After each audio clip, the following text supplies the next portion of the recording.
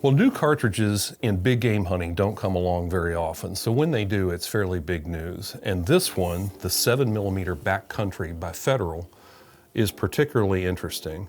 Now, Federal, along with some other companies, had worked with the military on some of their ammunition requirements and their interest in higher performance cartridges to develop cartridges that would be able to contain greater pressures and therefore exhibit better performance than traditional brass-cased cartridges.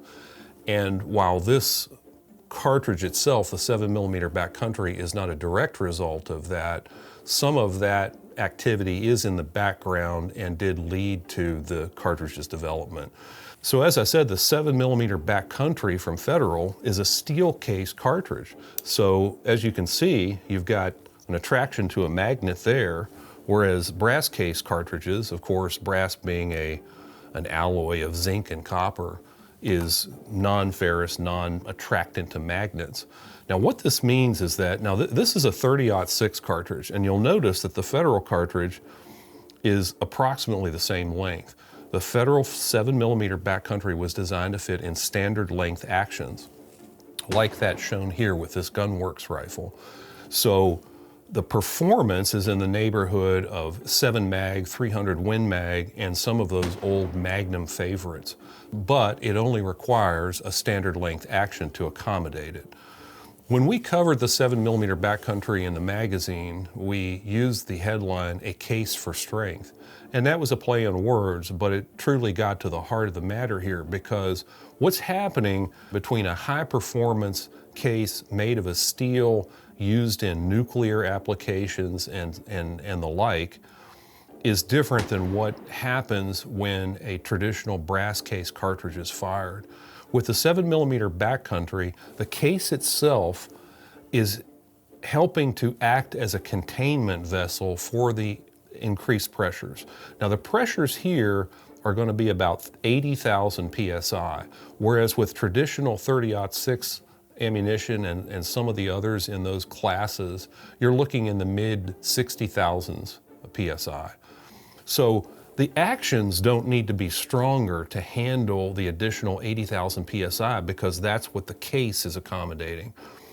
So in the 7mm Backcountry chambering, Federal has launched it with 5 bullets and therefore 5 separate loads. 2 of them are illustrated here, a Fusion tipped 175 grain and a Terminal Ascent 170. There's also a Terminal Ascent 155, a Barnes LRX 168, and a Berger Elite Hunter 195. So you might say, what's the point of all this? What's the point of a new cartridge with a 7mm bullet that is in the performance realm of, say, the 7 mag or 300 Win Mag, if you will? It's simple. More and more hunting rifles are going farther and farther afield with guys who want to pack a gun that in some cases is suppressed. Almost all high-performance hunting rifles now are coming with threaded muzzles. So once you put that suppressor on there, you've got a much longer gun, makes it much more physically awkward to pack. With a cartridge like this, with additional performance, you can have a firearm that has a 20-inch barrel or thereabouts, add a 10-inch long suppressor, and you still have a fairly compact form factor in your rifle, but you've still got a cartridge that's sending a 155 to 195 grain projectile at 3,000 feet per second or better out of that 20-inch barrel.